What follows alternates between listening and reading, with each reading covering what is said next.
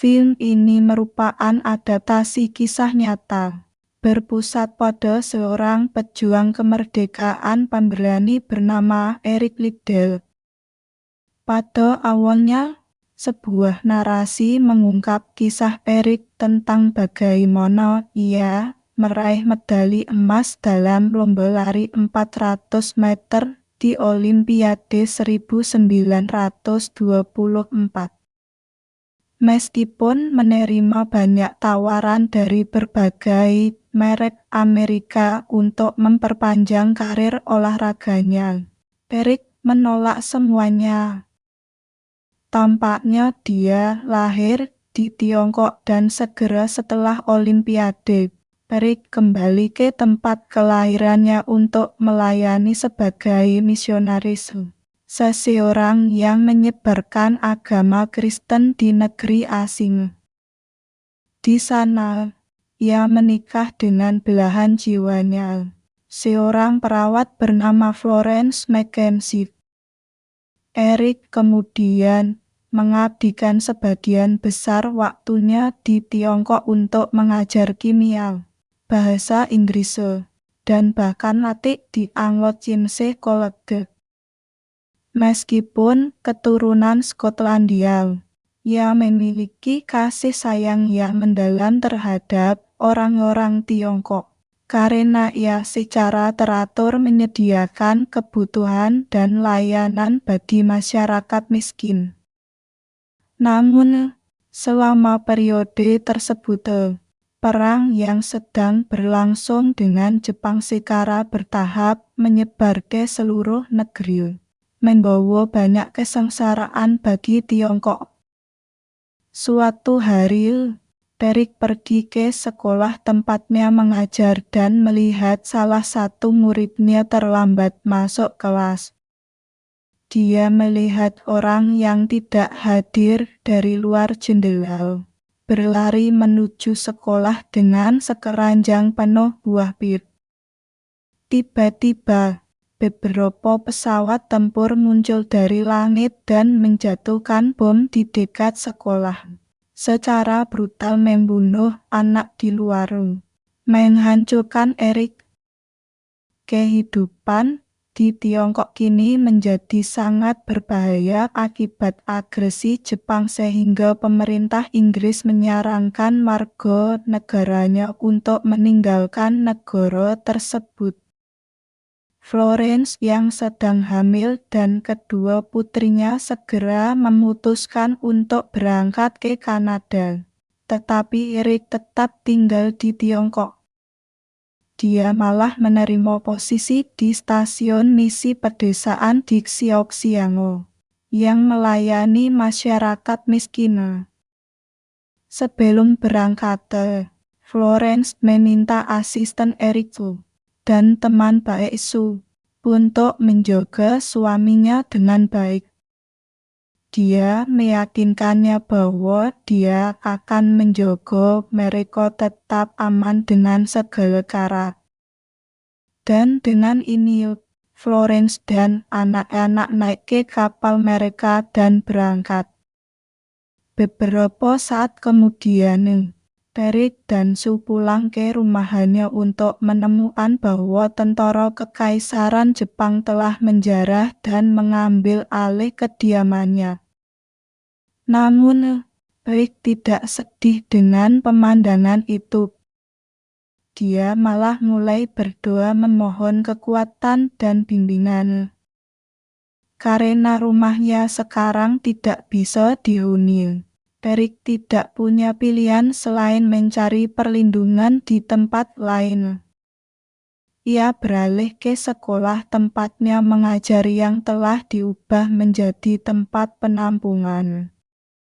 Sebuah truk berisi perbekalan memutuskan untuk pergi ke rumah sakit di Saswango. Mereka menemukan pos pemeriksaan perbatasan di mana tentara Jepang menerapkan pembatasan perjalanan dengan ketat saat mereka mendekati pos pemeriksaan. Eric dan timnya dihentikan oleh penjaga dan diminta untuk membenarkan kehadiran mereka. Eric memberi mereka sebuah koran bekas dengan fotonya di halaman depan yang menekankan kemenangan dalam lomba lari 400 meter di Olimpiade. Para penjaga tertarik dan menanyai Eric tentang apa yang dia lakukan di Tiongkok, dan ketika mereka mengetahui bahwa dia adalah seorang guru sekolah, mereka mengizinkannya lewat. Beberapa waktu kemudian, mereka akhirnya sampai di rumah sakit dan mendistribusikan semua persediaan kepada yang membutuhkan. Dalam adegan berikutnya, kita melihat Jepang memulai perang dengan AS setelah serangan mereka di Pearl Harbor. Akibatnya, saat Eric sedang meresmikan pernikahan, tentara Kekaisaran Jepang menyerbu gereja dan menyabotase pernikahan tersebut. Nericho, bersama dengan semua peserta pernikahan dan banyak lainnya, dibawa ke kamp penjara interniran fisik tempat mereka ditawan. Pemimpin Kekaisaran Jepang menjelaskan bahwa mereka akan diorganisasikan ke dalam kelompok-kelompok di mana orang-orang yang memiliki keluarga akan tetap bersama sementara yang lainnya akan dipisahkan. Suatu malam, para penjaga membangunkan Eric dan membawanya ke komandan tentara kekaisaran. Ternyata, dia ingin membalap Eric dan mengalahkannya seperti yang dia dengar tentang prestasi olimpiadenya.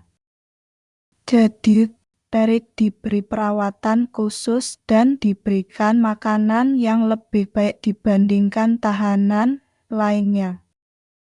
Namun, alih-alih menyimpan makanan itu untuk dirinya sendiri, dia membaginya dengan sesama tahanan. Meskipun itu adalah langkah yang berisiko. Sementara itu, Sue dan anak yang ditarik Xiao Eric yang hilang dan akhirnya menemukan kamp tempat dia ditahan untuk membantunya.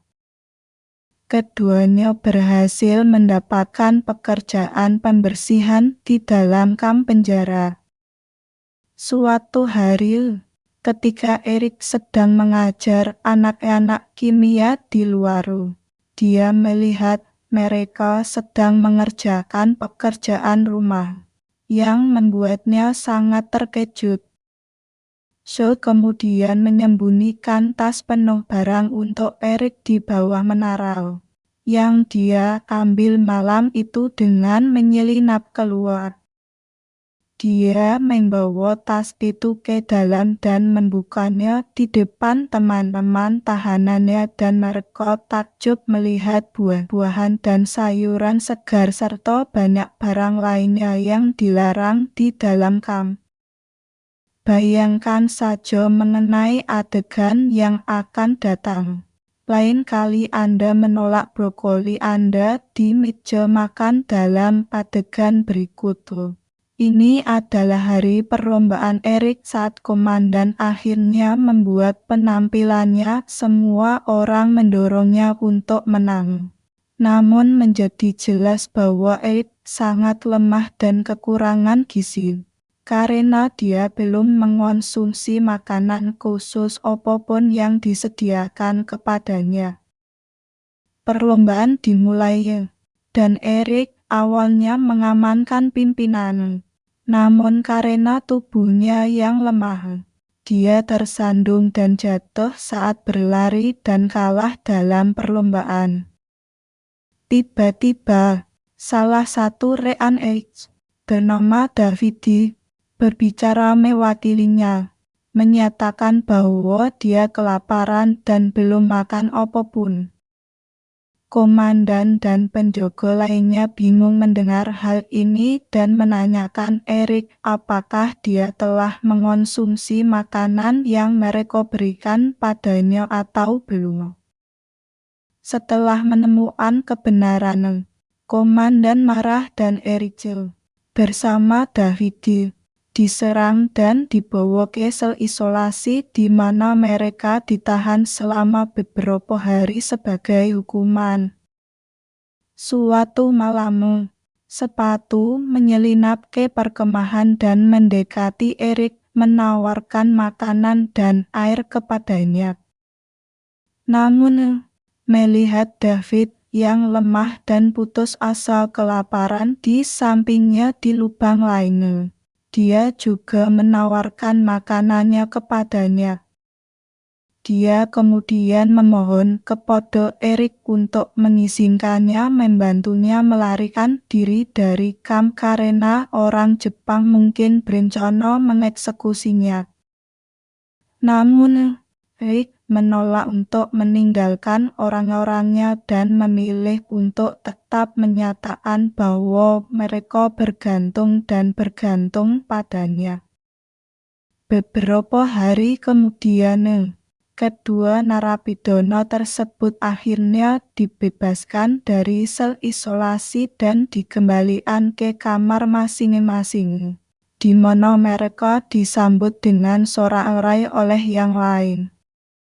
Namun, kelegaan Erik hanya berumur pendek karena dia ditugaskan melakukan pekerjaan manual yang intensif di dalam kompleks penjara. Suatu hari, dia diam-diam bertemu dan berbicara dengan Shield. Yang terakhir mengungkapkan bahwa karena kinerja Jepang yang buruk dalam perang yang berkelanjutan, pasokan makanan ke kamp penjara telah terputus. Dia kemudian memberitahu Erik bahwa dia telah mencapai kesepakatan dengan beberapa kontaknya di dalam penjara. Perjanjian tersebut membuat para penjaga mematikan pagar listrik 2 kali setiap bulan yang akan memungkinkan anak kecil Xiao untuk dapat menyusup ke kamp penjara untuk mengirimkan pasokan makanan ke beberapa penjaga yang mencurigakan serta Erik dan para tahanan. Malam itu juga, Xiao mampu menyusup ke kamp tanpa diketahui, mengirimkan tas-tas yang penuh dengan makanan yang sangat dibutuhkan kepada para tahanan yang kelaparan. Namun, keesokan harinya, masalah mulai terjadi saat David ketahuan merokok oleh beberapa penjaga. Dia dihukum berat di luar kamarnya. Putus asa dan takut akan nyawanya, dia memohon bantuan Su, mencari bantuan untuk melarikan diri dari kamp. Terlepas dari risikonya, Su dan Xiao menyusun rencana berani untuk menyelundupkan David keluar, menggunakan wadah yang dirancang untuk menampung kotoran manusia.